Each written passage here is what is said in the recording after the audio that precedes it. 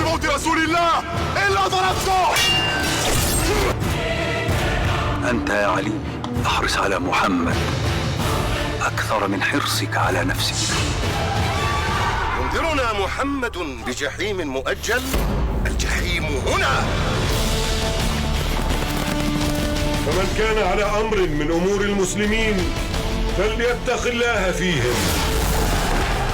إنه لم يجد أحد بمثل ما جئت به، لأنصرنك نصرا مؤزرا. ولولا أن رسول الله قد نهى عن القتال لنجزته.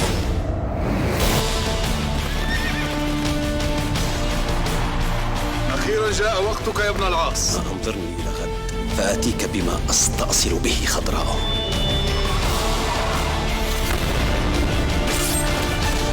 فقد أعذرت إليكم وأعذرتموني.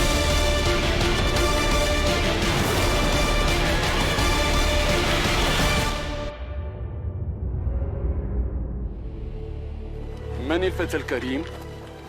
عمر بن الخطاب.